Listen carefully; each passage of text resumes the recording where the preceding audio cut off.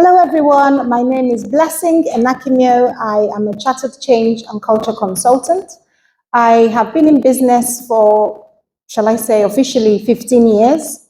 But before then, I grew up in a home where my mom was quite entrepreneurial. She had so many businesses. So I think I started trading, I don't know, maybe from the age of 12 or something. There was always something to buy and sell. And to make my way through life, I had to find a way to fund myself. So life gave me the chance to become a business girl and then now a businesswoman. My consultancy is called Blair Global, and it is incorporated now in the UK, Rwanda, and Nigeria. And our work around change and culture has touched on 10 countries so far, so we're pretty global. My mission, I suppose, is to bring structure to 1 million ambitions globally. That's my personal mission. I believe that structure is the one thing that we, especially as women, because we're spinning so many plates, sometimes it's just a case of we try not to drop them. If I can find a way to make structure practical to any woman's ambition, then I think I can go to sleep happy knowing that I've achieved success in the day. That's me. Thank you. And I think just want to be Okay. You mentioned that culture is quite big part of what you do. So how important is it to do with culture from day one in your company? And are there any practical ways to embed strong organizational structure and resources on a company and things a bit tight? Okay, thanks for that. Yes, is the simple answer. Your culture is pretty much what is happening within your organization, within your business. So we do focus a lot on branding sometimes. What is your brand story? That's good. That's what's happening external. That's what those outside of your business or your clients get to enjoy or what they perceive of you. But the culture is the other side, is what's happening on the inside. I often describe a culture as when you're tiling your bathroom, you've got the tiles which you're going to end up looking at. So you choose your pretty tiles. Are they going to be marble? Are they going to be large or small or whatever? You know, you can choose the design because that's what you're going to see. But how much time do you spend on the grout? Because the grout is your culture in this context. So the tiles, if they're heavy, you're going to need a certain type of grout that can keep the tiles on the wall. So think about it that way. So I developed a framework called the 5 W's framework of organizational culture, a simple, so shall I say, tool to help you design your structure for your culture. And the 5 W's, the first one is work. For yourself as a business, for yourself as a leader, is your work defined? Do you know what that is? Does that change? Has it changed? And is it automated? Can you automate? Can you outsource? Little things like that are what you need to think about, especially when you want to scale. When you're in business, those of you in business will know you wear many hats. You're the marketing manager, you're the branding manager, you're the sales manager, you're every manager, you're everything, isn't it? You take the bins out and you bring the money in and you spend the money. But when it's time to scale, you're going to have to define what work you want to do. I don't know if anyone has ever heard of this 80-20 rule, where you outsource, 80 and you do 20, you can do 10 here and 10 at the end. That's another simple way of looking at what work is. After you've looked at your work, you then need to consider the workload. Am I overwhelmed? Have I set boundaries for myself? Am I saying too many yeses or am I saying too many nos? What is important today? What is important next month? What are the priorities we have? So you need to define what that workload is because it will impact your culture. If you end up being overworked and your workload is overwhelming, you might end up with a bad attitude, won't you? It happens to me, maybe not you, but that happens. So bear that in mind. Then the next thing to consider is your workflow. What are the bottlenecks that exist? Do you have tech that isn't aligned with what you're doing? Are people knowing who to report to? So consider what your workflow looks like. The next thing is your workplace. Where are you working? Is your environment conducive? Can you focus where you are? Is it all a bit messy? Even if it's in a cafe you're going to, is that enough? Is that good enough for your well-being? Can you focus to get the work done? The fifth one is your workforce itself. Now, you might be working by yourself or you might have a team, that's okay. But have you considered AI agents as part of your workforce? Because they can take some of the workload off you. if you, again, automate. So you see, all lines up. So if you want to scale as an individual, as a businesswoman, as a leader, you have to consider your culture. And this simple 5Ws framework makes it easy to measure and to be able to scale as well. So I think to put that structure in place for your culture, consider those 5Ws. Thank you. Thanks, Lizzie. When funders and investors are evaluating women-led businesses, are women pitching slightly wrong, or how can they better articulate, the value and the potential in their businesses? How are we using that? What are we doing wrong?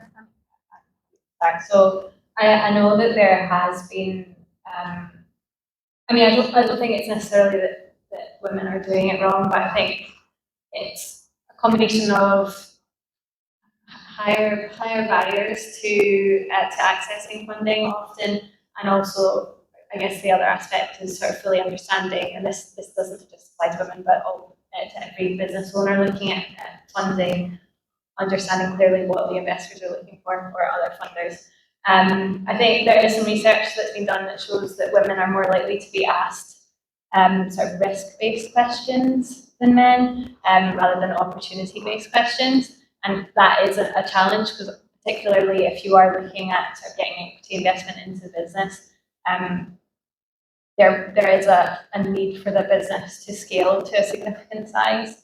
And obviously if you're not being asked the opportunity questions, then you can't sell that kind of the dream or the reality, hopefully, of the business scaling. So I think there is a little bit of an additional hurdle there in terms of being able to flip those kind of questions on their head, so that actually you're able to really talk about the opportunities in the business.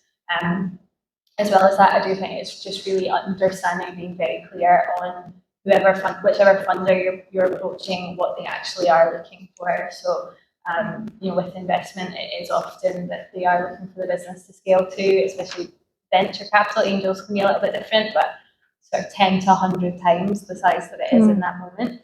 So, you need to be confident that that actually is something that your business model can achieve, and also be confident that you can do it, because there are lots of men that would be very confident saying that, and then there are a lot of women as well. But I think, just really being confident that you can achieve that with the business is really important, and just being super, super clear. And again, this is one that applies to everyone, about whether it's grant, whether it's investment of what it is that they are looking to achieve with that money. Same with bank debt as well. I found this a really good point, so I know people were writing something. I think it's also important, so we talk about what investors are looking for, but it's also important to know what you're looking for. Because oftentimes with getting investment, you may need to give some things up. And I know a lot of business owners and women particularly will be like, this is my baby. So you need to think about whether you are prepared to release. And sometimes that's what's needed. You might be the bottleneck in your own business. Sometimes that's what's needed to grow. And when I've spoken with investors and people who've got investment in the past, what they've said is, actually, I was able to show that I'm willing to relinquish some of this, because these people might know a little bit better than you about some things. Then again, they might not, I think personally, I've pitched a few times in different countries for different aspects of my business, and my response, I suppose, is personal. You must understand the rules of engagement. In the room, it might be that you've come there to pitch for a little bit of money, but if the people there are looking to spend a lot of money, then you're in the wrong space.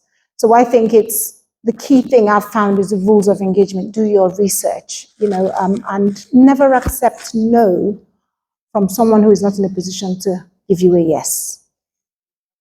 Add to that as well, just getting super comfortable with rejection, particularly if you're looking to raise investment, similar to the best founders I've seen in terms of raising investment specifically usually have a bit of a sales mindset. So getting super comfortable that actually, and to your point, if they don't like you, then they're not fit for your business. Move on, find someone else, or come back to them. A lot of time it's just that you're not at the right stage, and come back to them when you get to that stage in the future and build a good relationship on the way.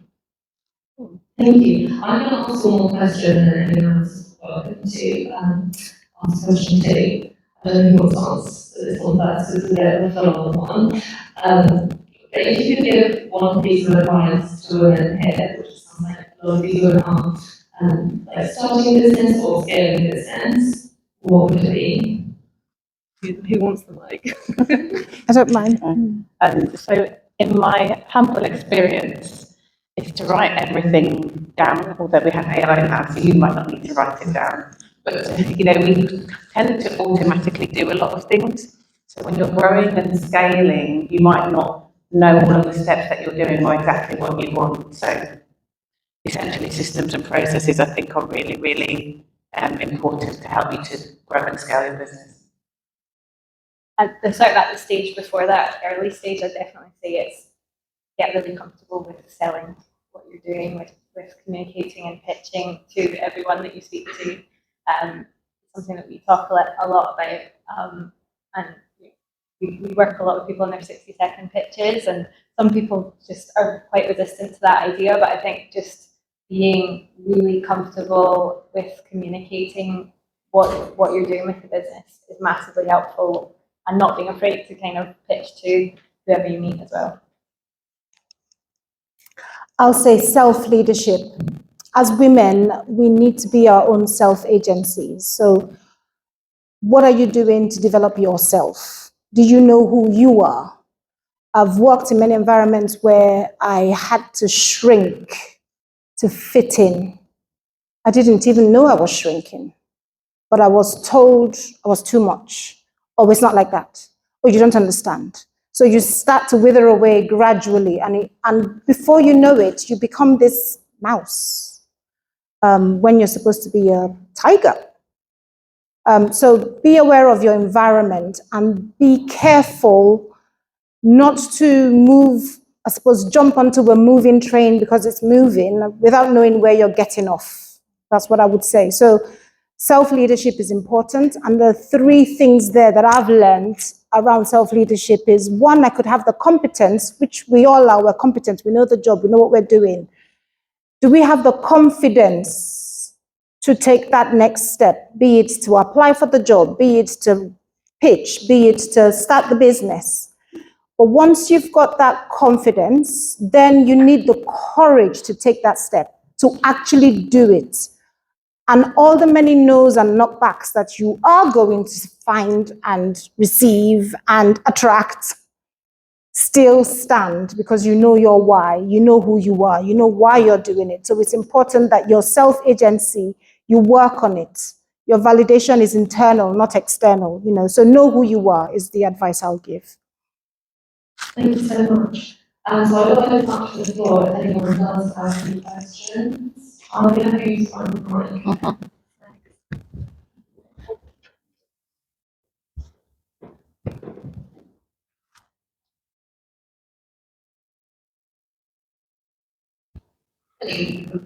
That was incredibly insightful, so we really appreciate your time. We're really cheeky, I've got two questions. That's okay. Something to all off. So, first question to Jemma and Blessing. So while we were scaling, but say like at the start of the journey, you were like, I'm going to use a little bit of help here to get to where I want to go. How did you have any like mindset tools, or like how did you kind of come out of yourself from the business, get that trust to hire people to reach that scalability? Lizzie, obviously the whole network competition, absolutely amazing. And it's been running for a few years, I want to say. So do you have any tips on people who want to apply, who, where you've seen like really similar mistakes over the years, any tips, anything that could make an application stand out? I love that you think I was that organised. The thing about most entrepreneurs is they're a bit accidental entrepreneurs, so everything I'm telling you is based on my mistakes. So yes, no, Bizarrely, so I do employment law and HR, and I have done for the past 15 years. So you would think I'd know a thing or two about hiring people, right? And it wouldn't be scary, only, I had the burden of knowledge and it was even more scary. I panicked. I reached out to a good friend who I consider to also be a bit of a mentor. She's been in business for 25 years. And I said, I want to hire someone. And she said, okay. I don't know what to do. Yes, you do. Yes, you do. What I did, I knew that I needed help. Again, it's about thinking about your why. I have one child, and when she was about 7 or so, I started to get really busy. There were two problems in business, right? Not enough work and too much. They're both equally challenging, believe it or not. And I knew that I needed help, but I was scared. I was scared that the income which I had finally achieved was going to wither away. I was scared that someone would do it the way I do things. I was scared that they'd ruin my business. I had all of these fears, and I was bootstrapped. As bootstrap business, I didn't really have a lot of capital. In fact, I started with nothing. But it's that build the fear and do it anyway. I knew that for me, my why was to be able to have some semblance of work-life balance. And every now and then I don't have it, or every now and then I do have it, should I say. And so for me, my why of actually being able to live a life that the business was taking over my life was more important than the fear that I was feeling. So, they say like the fear of staying the same was greater than the fear of change. And if you want to grow, then that's what you need to think about. Can I give you some practical tips though? Because I've only said some fair things, haven't I? So practically, it's helpful if you have a little bit of money in the bank, even if it's 2 months' worth of salary. My first hire was part-time, 16 hours. I was really flexible. The person I hired also had a young family, and she worked from home, and we met once a week, and that was great. And I promised her at the time, I said, I can't pay you a lot, but I promise if you help me grow the business, I will give you a pay rise. She stayed with me for 5 years. She had 3 pay rises within that time. So what you need to do, again, coming back to culture, is create an environment where people want to work with you. What is your brand? What is your personal brand, but also what is your business brand? And if you're going to grow, what do you have to offer? And you definitely have something to offer.